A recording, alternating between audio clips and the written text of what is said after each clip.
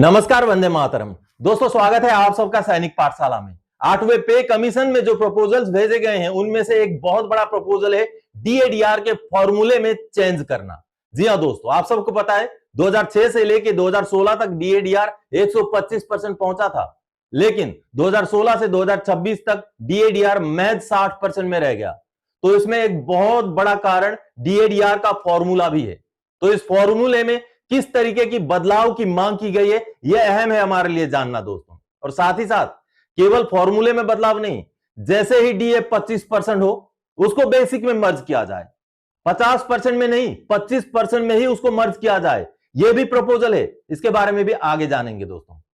इसके साथ ही साथ जो जनवरी 2026 से हमारा डीएडीआर की बढ़ोतरी होनी है, 2% की बढ़ोतरी होगी, तो अब यह फाइल कैबिनेट सेक्रेटरी के टेबल तक पहुंचा दी गई है। जी हां, इसके बारे में भी आगे जानेंगे दोस्तों। इसके साथ ही साथ 2026 का पहला पीसीडीए का सर्कुलर सामने आ चुका है, जिसके बारे में आगे आपको जानकारी दूंगा। अहम जानकारियों के साथ यह सर्कुलर सामने आया है। इसके साथ ही साथ दोस्तों, क्या 8वें पे कमीशन में 140% पेमेंट या पेंशन में बढ़ोतरी संभव है? आगे कैलकुलेशन भी करके आपको समझाऊंगा कि क्यों 140% पेंशन या पेमेंट बढ़ोतरी की बात सामने आई है। तो चलिए आगे बढ़ेंगे इन्हीं विषयों को लेके। लेकिन आगे बढ़ने से पहले हमेशा की तरह मेरा आप सबसे आग्रह है, अगर सैनिक पाठशाला चैनल का वीडियो आप पहली बार देख रहे हैं या अभी तक चैनल को सब्सक्राइब नहीं किया है, तो चैनल के साथ जुड़े रहने के लिए, इसका हिस्सा बने रहने के लिए और आपसे जुड़ी हुई भरोसेमंद ऑथेंटिक जानकारियां पाते रहने के लिए चैनल को जरूर सब्सक्राइब करें। और साथ ही साथ वीडियोज अच्छे लगे तो दोस्तों के साथ शेयर करें, वीडियोज को लाइक करें और हाइप करना भी ना भूलें। चलिए आगे बढ़ते हैं।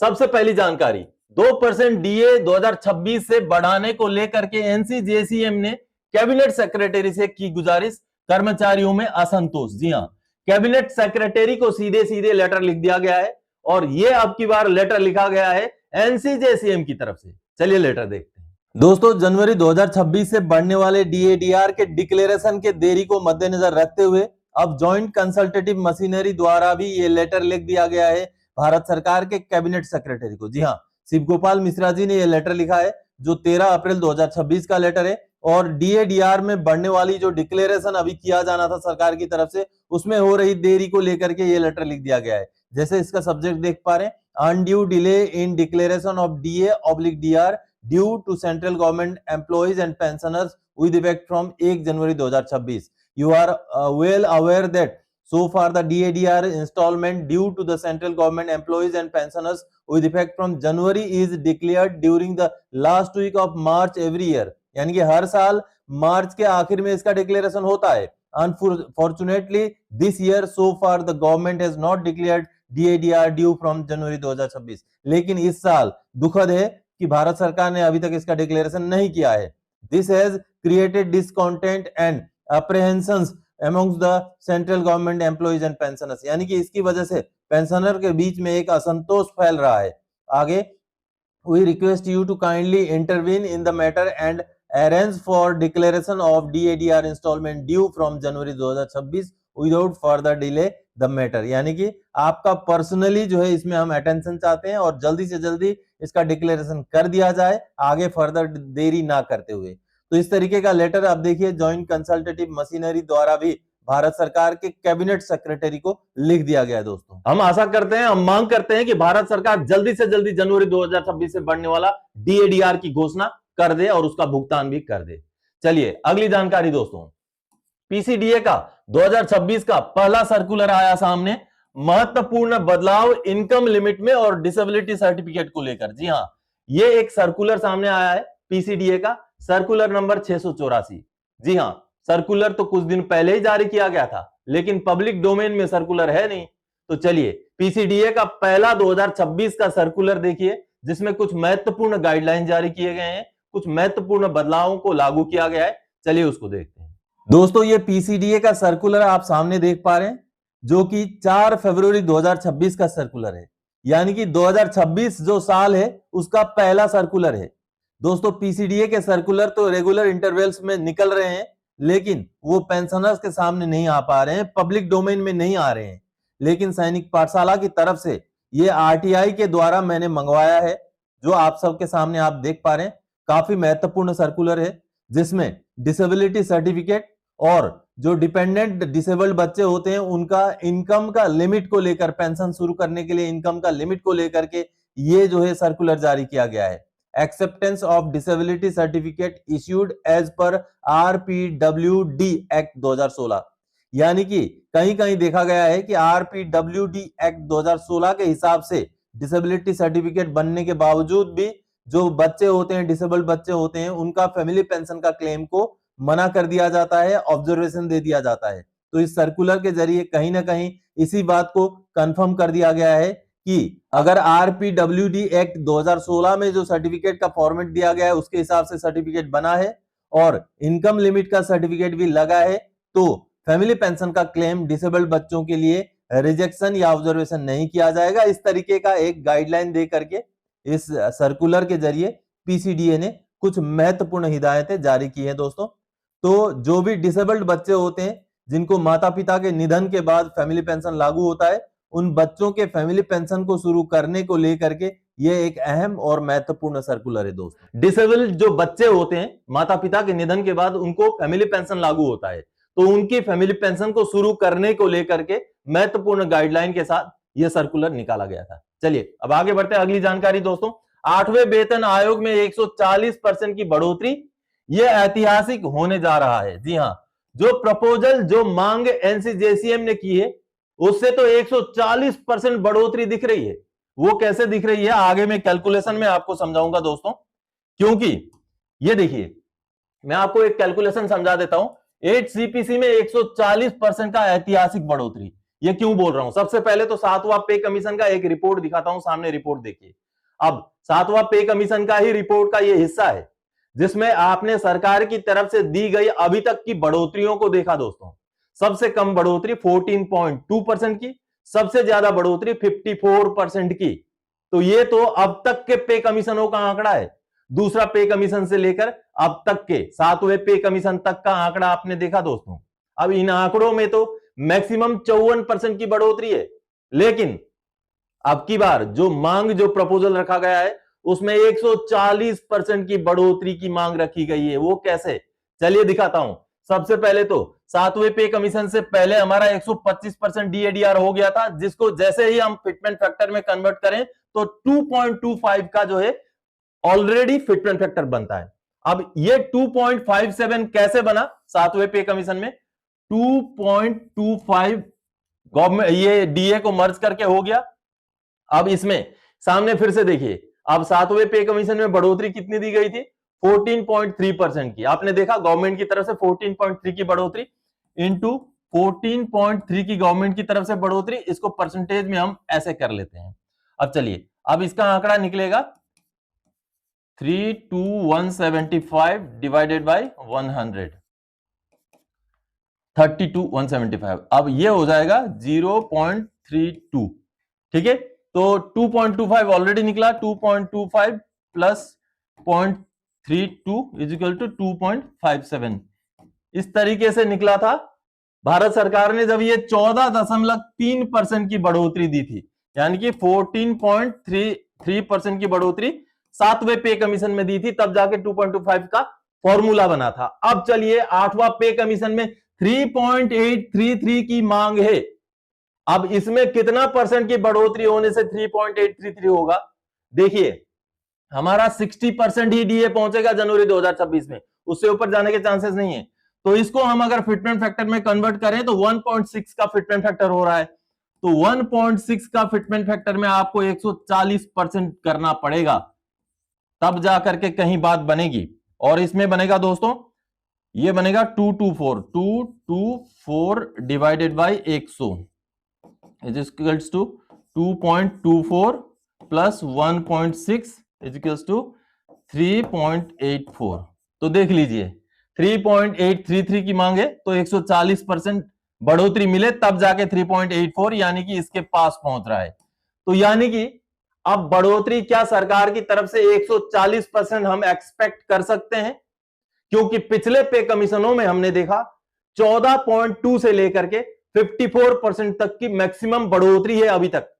लेकिन ये जो फिटमेंट फैक्टर की मांग है, हालांकि ये काबिले तारीफ है, क्योंकि दूध का जला छाछ भी फूंक फूंक कर पीता है। हमने देखा एनपीएस और ओपीएस का जो मामला था, पेंशन सुधार का मामला था, इसमें भी एनसीजेसीएम ने ही सरकार के साथ बातचीत की थी, जिस पर अभी यूपीएस जो लागू किया गया उन्हीं के साथ बातचीत करके, तो यूपीएस से कर्मचारी पेंशनर्स खुश नहीं हैं। तो शायद उस मुद्दे को एग्जाम्पल देख करके सरकार से कुछ ज्यादा की मांग की जा रही हो। एक एग्जाम्पल आपको देता हूं, माता पिता अगर बच्चे को साइकिल देना चाहें, लेकिन बच्चा चाहता है मोटरसाइकिल, तो ऐसे में अब माता पिता को साइकिल से मोटरसाइकिल तक लाने के लिए बच्चे ने हेलीकॉप्टर की डिमांड कर दी कि मुझे तो हेलीकॉप्टर चाहिए। तो माता पिता भी सोचेंगे कि कहां हेलीकॉप्टर देंगे, चलो इसको मोटरसाइकिल दे देते हैं। तो मतलब एक एग्जाम्पल आपको समझा रहा था मैं कि कुछ ज्यादा की मांग करो ताकि कुछ ऐसा मिले जो हमारे लिए कुछ ना कुछ संतुष्टिजनक हो। तो ऐसे में 3.833 की मांग तो 140% ले जा रहा है बढ़ोतरी को, जो संभव नहीं दिखता है। तो ऐसे में कहीं ना कहीं आगे ये तो समय बताएगा क्या रिकमेंडेशन होंगे, कैसा आंकड़ा आएगा, लेकिन 140% का ऐतिहासिक बढ़ोतरी के साथ ये मांग भेजा गया है। चलिए हम देखते हैं कि सरकार इस मांग को किस तरीके से लेती है। चलिए अब आगे बढ़ते हैं अगली जानकारी की ओर दोस्तों, और आखिरी जानकारी है डीएडीआर का फॉर्मूला चेंज करने का प्रस्ताव 25% डीए बढ़ते ही बेसिक में मर्ज हो। जी हां दोस्तों, यह भी एक प्रस्ताव भेजा गया है और यह भी एनसीजेसीएम का ही प्रस्ताव है। जो प्रस्ताव भेजा गया है उसका डिटेल्स देखते हैं। चलिए दोस्तों, जेसीएम द्वारा भारत सरकार को या 8वें पे कमीशन को भेजे गए जितने भी प्रपोजल्स हैं, उनमें से एक अहम प्रपोजल है अलाउंसेस यानी कि भत्तों में बढ़ोतरी करना, और साथ ही साथ डियरनेस अलाउंस यानी कि जो हमारा महंगाई भत्ता है उसको लेकर भी, उसके फॉर्मूले में बदलाव को लेकर भी एक बड़ी मांग की गई है। आप यहां पर देख पा रहे हैं ये अलाउंसेस को लेकर के, इस तरीके के बहुत सारे अलाउंसेस को लेकर के मांग रखी गई है, जिसमें हमारे लिए महत्वपूर्ण है कि डियरनेस अलाउंस को लेकर के क्या मांग की गई है।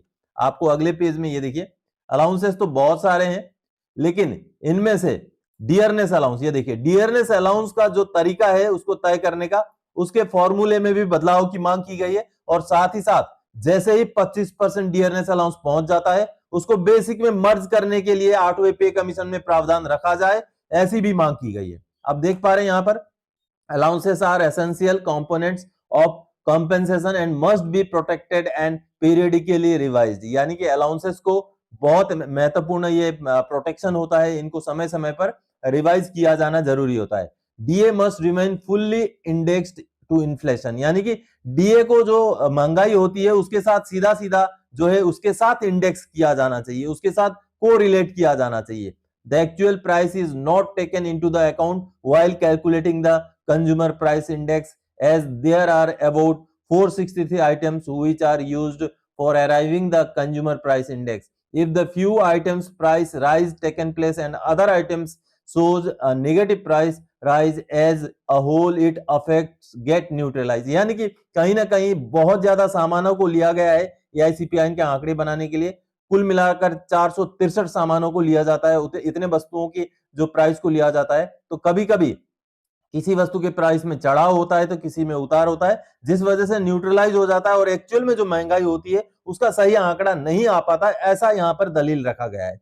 The present calculation of average 12 months should be replaced by 6 months average as the DA is paid once in 6 months, यानी कि जब DA हमें 6 महीने में दिया जाता है, जो कैलकुलेशन है वो 12 महीने का क्यों किया जाता है, इसको भी 6 महीने का कैलकुलेशन किया जाना चाहिए, ऐसा यहां पर दलील रखा गया है। The consumption pattern of central government employees different from that of industrial workers. अब देखिए यहां पर यह भी दलील दी गई है कि जो कंजम्पशन होता है, पैटर्न होता है सेंट्रल गवर्नमेंट एम्प्लॉइज का, वो इंडस्ट्रियल वर्कर्स के साथ कंपेयर करते हैं, जो कि अलग होता है, उसको भी बदला जाना जरूरी है। ये अहम महत्वपूर्ण दोस्तों जस्टिफिकेशन है। Therefore, a separate consumption basket representing government employees should be constructed with appropriate weight for essential expenditure heads such as food, housing, education, healthcare and transportation, यानी कि जो एक्चुअल में सेंट्रल गवर्नमेंट एम्प्लॉइज या pensioners का खर्चा होता है, उन चीजों को लेकर के एक अलग से और एप्रोप्रिएट जो सही बास्केट है, जो सही आंकड़ा है, उसको बनाया जाना चाहिए, ऐसा यहां पर मांग किया गया। आगे price data should be collected from open retail market and cooperative outlets to ensure that the index reflects the actual prices paid by consumers rather than administratively determined prices, यानी कि जो एक्चुअल ऑन ग्राउंड में price है उसको लिया जाना चाहिए। सरकारी आंकड़ों से लेने से जो है एक्चुअल प्राइसेस नहीं आ पाते, ऐसा यहां पर कहा गया है। अब महत्वपूर्ण है, देखिए point two point DA should be provided, यानी कि जब डीए, यहां पर एग्जांपल भी दिया गया है, जब डीए 55.95 होता है तब 55% दिया जाता है। तो जो पॉइंट में ऊपर का आंकड़ा है उसको जो है दरकिनार कर दिया जाता है। तो जब भी डीए का जो है बढ़ोतरी हो, जब भी डीए को लागू किया जाना हो, तो जो पॉइंट के आगे जितना भी आंकड़ा है उसको अगले स्लैब में ले जाते हुए अगला आंकड़ा लेकर के डीएडीआर की बढ़ोतरी दी जाए, ऐसी यहां पर दलील रखी गई है। The prices should be calculated based on market rates and not on the government rates which varies up to 25%, यानी कि जो मार्केट रेट से लेना चाहिए, सरकारी रेट से नहीं लेना चाहिए। अब यहां पर देखिए मर्ज को लेकर के we propose that 8 CPC may recommend to merge if the DADR crosses 25% with basic pay and basic pension, यानी कि जैसे ही DADR 25% पहुंच जाए उसको मर्ज करने का प्रावधान 8वां पे कमीशन में रखा जाए। ये बेहद अहम मांग है दोस्तों।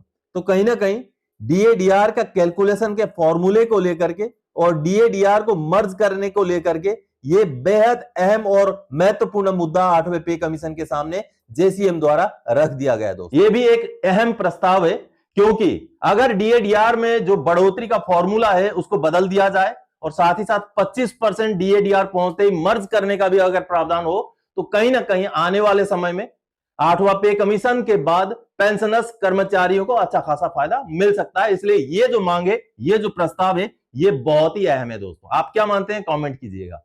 तो दोस्तों आज के इस वीडियो में इन्हीं जानकारियों के साथ आया था। आने वाले समय में और कोई जानकारीदायक आपसे सरोकार रखने वाला विषय लेके मैं फिर से हाजिर हो जाऊंगा। तब तक के लिए जय हिंद।